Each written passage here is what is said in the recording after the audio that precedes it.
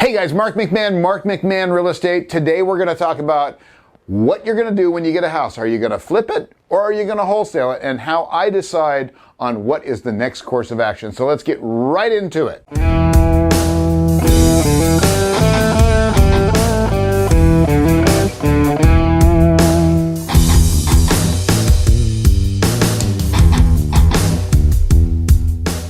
So the first question you got to ask yourself is, how far is this property away? Now, a lot of you are doing virtual flipping or virtual wholesaling.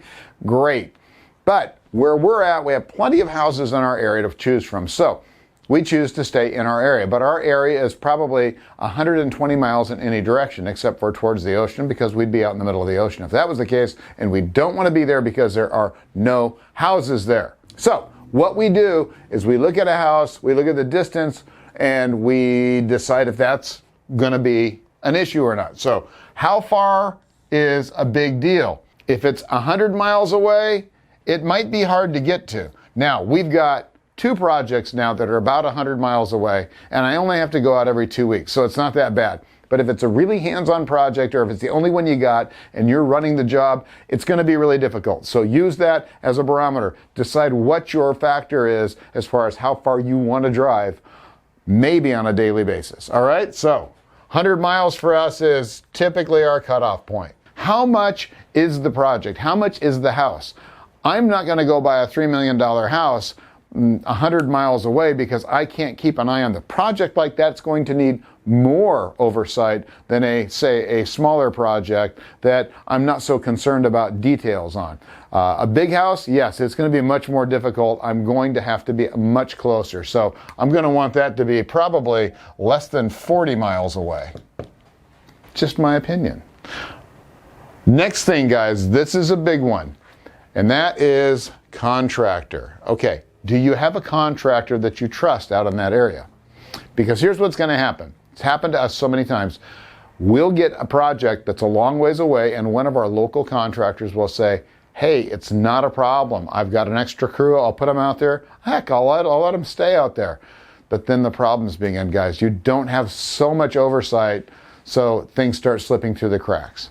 They don't have their guys out there all the time because they've got other projects, and maybe they've got to get something done closer to home, and then the guys don't have time to go out there, so you'll miss days and days at a time. Guys, you've got to make sure that you've got a contractor that's either A, in the area, or B, going to put guys out there. I've got a project right now where my contractor has a fifth wheel, which is a travel trailer, and he puts it in a mobile home park or an RV park near some of our further out jobs. And he's doing that right now. That works. The guys don't come home at night. They come home on the weekends and they stay out there at night during the week. So that works really, really well. Guys, so make sure that you've got a contractor that's really committed to the project, not just saying they're committed. One thing I've learned in this business is contractors are yes men and yes women. What does that mean?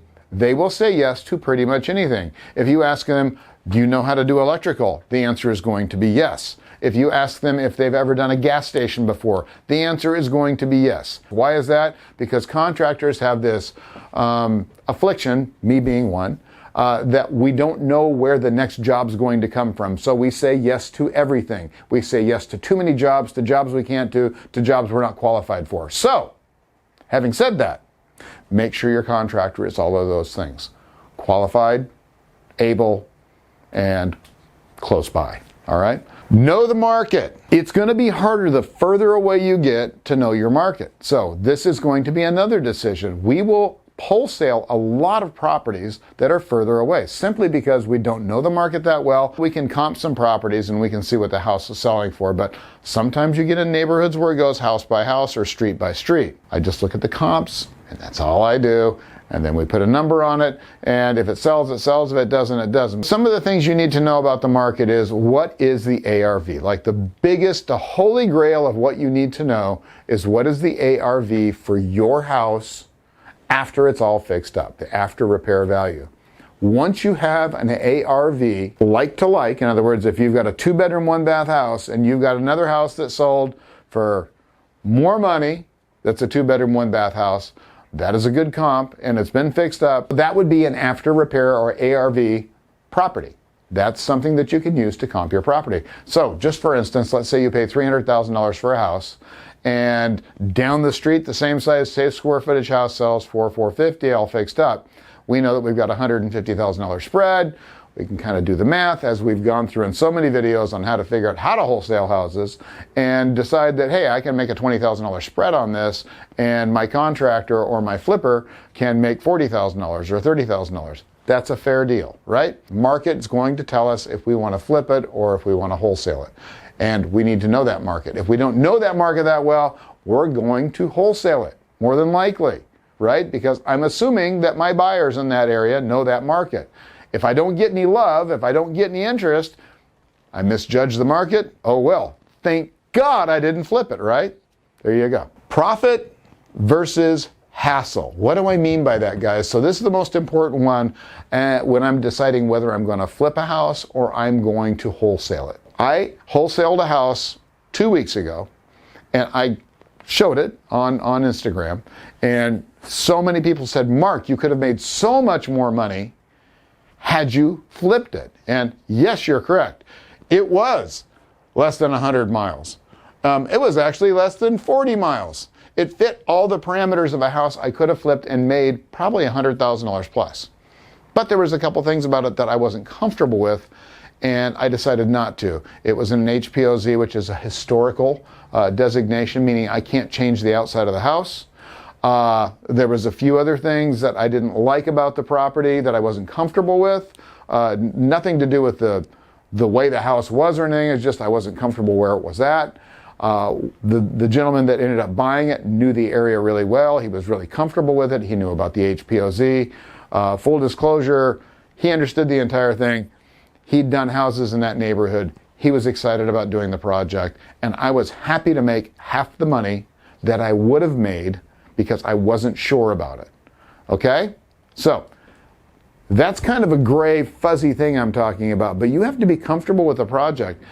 I would much rather make $50,000 one and done than take the chance on making $100,000 in an area I wasn't sure about and losing money, right? Because I know this other guy is going to make money. I know for a fact he is, because I've seen his work, I know what he can do, and I know he knows the area. Me, on the other hand, I wasn't quite sure. So, bird in hand, right? I'm going to take that 50 grand. That was a great, great deal for me, and it was a great, great deal for him. What it boils down to, between flipping and wholesaling, there's a couple of other things you got to realize. Do you have the money to do the flip, right? So, I'm lucky enough to be in the position that pretty much anything that comes into this office, anybody brings to me, or any of the guys, I can flip it. I have the money available, I can flip it. So I'm in a great position, right? It took me 12 years to get here, but that's where I'm at. You might not be in that position yet. So you might not even have the ability to flip anything, in which case you should be wholesaling right now.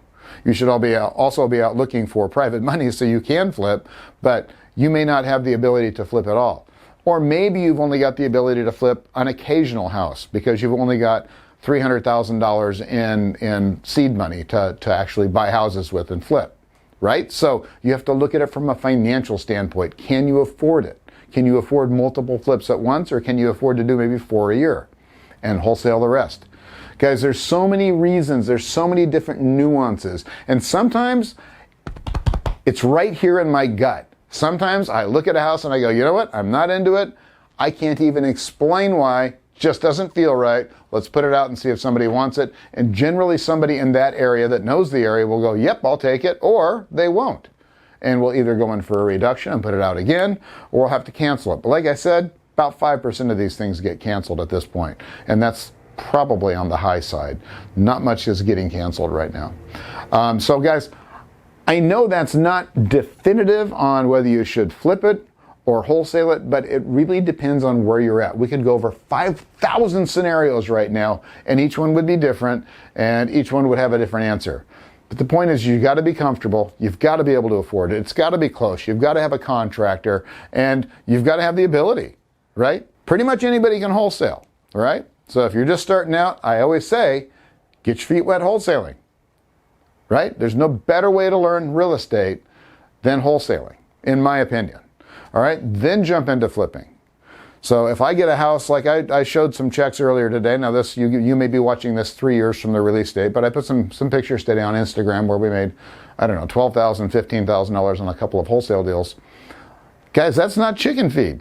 That's a lot of money on something that I didn't necessarily want to flip. It wasn't for me, but somebody else wanted it, and they will make money. So you can make money on both sides, but why not do both? Better yet, do all three pillars, which is wholesaling, flipping, and buy and hold. Guys, thank you so much for being here. I really appreciate it. Please hit the like button. Please subscribe. Sign up for notifications because, Allie, you can't even imagine the amount of joy that's in this office every time someone signs up for notifications. I'm telling you right now. Okay? Guys, thanks again. I'll see you next time.